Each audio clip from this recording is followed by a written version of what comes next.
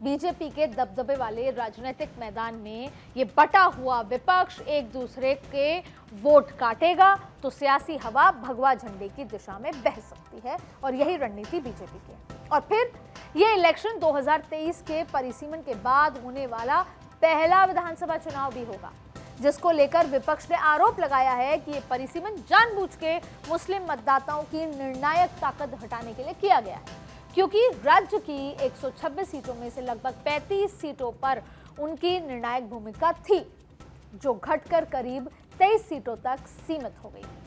तो अब इस चुनाव के नतीजे ये भी दिखाएंगे कि इस संदेश ने असम के जनादेश पर कितना असर दिखाया है। और असम में इसी चुनावी प्रदर्शन के पैमाने पर प्रदेश को दो हिस्सों में बांटा जाए तो निकलेगा एक ऊपरी असम और दूसरा हिस्सा होगा निचला असम, क्योंकि पिछले चुनाव में ऊपरी असम की 28 सीटों में से बीजेपी और उसके सहयोगियों ने 23 पर जीत दर्ज कराई थी और कांग्रेस गठबंधन महज 3 सीटों पर जीत सका था।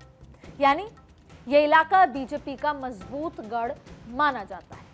और इसके उलट निचले असम में कांग्रेस और सहयोगी दलों का प्रदर्शन बेहतर रहा, जहां उसने 43 में से 25 सीट्स अपने नाम की थी।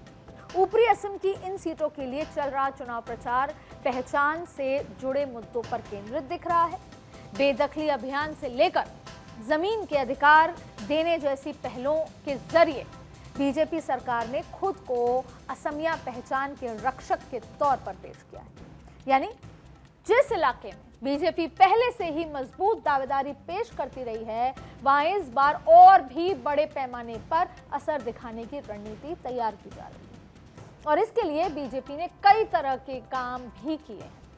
बीजेपी सरकार ने सरकारी और वन भूमि से बेदखली के लिए कई अभियान चलाए और जिनके जरिए अवैध कब्जे से लगभग 1.5 लाख बीघा जमीन वापस ली गई। राज्य सरकार ने पहले ऐलान किया था कि इन अभियानों में लगभग 50,000 लोगों को बेदखल किया गया था और इसके अलावा बीजेपी के मजबूती के पीछे बड़े फैक्टर भी छिपे हुए हैं, जो असम में हैट्रिक की तरफ बढ़ती बीजेपी की ताकत बन सकते हैं। तो कुल मिलाकर अगर हम पूरे असम चुनाव को देखें तो 4 बड़े फैक्टर्स हैं जिनका असर चुनाव पर दिखेगा ही दिखेगा, जिनमें पहला और बड़ा फैक्टर है हेमंता बिस्वा शर्मा और गौरव गोगोई के बीच सीधा मुकाबला। दरअसल ये लड़ाई एक तरह से इंडिविजुअल लड़ाई है, दोनों व्यक्तिगत लड़ाई बन चुकी है। एक तरफ मजबूत सीएम के तौर पर उभरे हेमंता और दूसरी तरफ कांग्रेस के नए चेहरे के तौर पर गौरव गोगोई और राहुल गांधी के बेहद करीबी, यानी गांधीज के बेहद करीबी।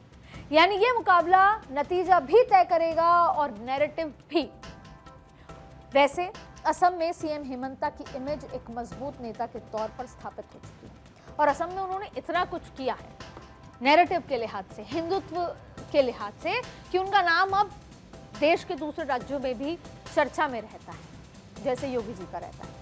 और इसके अलावा असम के चुनाव में एक और फैक्टर की बात करें तो वो है विपक्ष का बिखराव। अगर कांग्रेस इतनी टूटी हुई नहीं होती, इतने लोग कांग्रेस को छोड़ के नहीं जाते, तो शायद आज नजारा कुछ और होता। कांग्रेस के साथ गठबंधन में सीपीआईएम, एजेपी, एपीएचसीएल है, तो दूसरी तरफ अखिल गोगोई की राजौर दल और बरुद्दीन अजमल की एआईयूडीएफ भी अकेले मैदान में उतरी हुई है। हालांकि गठबंधन में गांठें एक तरफ नहीं हैं, बल्कि बीजेपी एजीपी गठबंधन में भी खींचता नजर आ रही है।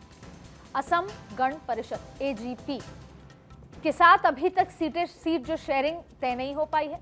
असम गण परिषद अपनी प्रासंगिकता बचाने की कोशिश में है और इसमें एक अहम बात है कि सरकार के खिलाफ नाराजगी नजर नहीं आ रही और जनता में कंटिन्यूटी की मांग महसूस की जा रही है। यानी अक्सर जब 2 बार की सत्ता आ जाती है किसी भी पार्टी की, वो सत्ता में होती है, तो एक एंटी इनकम्बेंसी नजर आती है और एक महसूस होने लगता है कि अब सरकार को बाहर भेजना है, लेकिन ऐसी महसूस नहीं आ रही है। जमीन पे कंटिन्यूटी की मांग दिख रही है और इस तरह मुख्यमंत्री हेमंता बिस्वा शर्मा के नेतृत्व को लेकर सकारात्मक माहौल दिख रहा है, जो फीडबैक बीजेपी ने जमीन से चुनाव के काफी पहले से और कई टुकड़ों में लिया है। और इसमें चुनावी मुद्दे जो हैं वो भी सिर्फ जाति धर्म तक सीमित नहीं है। आप देखिए कि प्रधानमंत्री मोदी ने सेमीकंडक्टर इंडस्ट्री लगाई है, रोजगार की बात की है, डेवलपमेंट की बात की है। बल्कि गवर्नेंस भी है, डिलीवरी भी है, एक बड़ा फैक्टर है। और इस तरह मजबूत इंफ्रास्ट्रक्चर जैसे ब्रह्मपुत्र पर पुल, सड़कें, गुवाहाटी में फ्लाईओवर्स, कनेक्टिविटी में सुधार का फायदा भी मिलेगा। हेल्थ केयर का विस्तार जैसे हर जिले में मेडिकल कॉलेज का टारगेट, ग्रामीण और आदिवासी इलाकों में बेहतर सुविधाएं भी मदद करेंगी इस पूरे नैरेटिव को सेट करने में। देखिए, प्रोजेक्ट्स की तेज गति से डिलीवरी और पहली बार वोट देने वाले युवाओं के बीच लोकप्रियता पर भी असर काफी नजर आ रहा है। रोजगार एक बड़ा चुनावी मुद्दा है और 1.6 लाख से ज्यादा भर्ती का दावा इसमें फायदेमंद हो सकता है। वो इलाका है जहां से लोग दिल्ली और अलग अलग राज्यों में जाते हैं और नौकरी करते हैं, और हमेशा से नॉर्थ ईस्ट के बच्चों को ये लगता है कि कहीं ना कहीं हमें बाहरी के रूप में देखा जाता है। तो वो जो गैप कम करना, साथ में उनको अपने ही राज्य में नौकरी भर्ती का सपना दिखाते हुए वो काम पूरे करना, ये बीजेपी के लिए एक बहुत बड़ा फायदा होगा। अब देखिए, एडीआरई के जरिए भ्रष्टाचार कम करने की कोशिश से युवाओं में भरोसा भी बढ़ा है।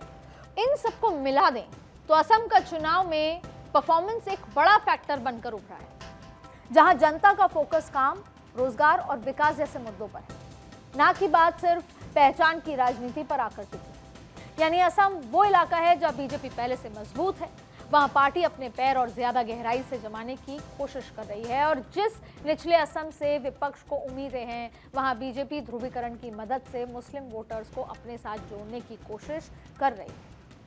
एक दशक से असम की सत्ता में आने की कोशिश कर रही कांग्रेस की राहें इस बार भी आसान नजर नहीं आती। लेकिन बीजेपी सिर्फ असम में हैट्रिक की तैयारी नहीं कर रही, बल्कि केरलम के किले को फतेह करने की कोशिश भी कर रही है। असम में बदलाव हो सकता था, कांग्रेस अगर चाहती तो। कांग्रेस का दिल्ली का नेतृत्व अगर चाहता तो।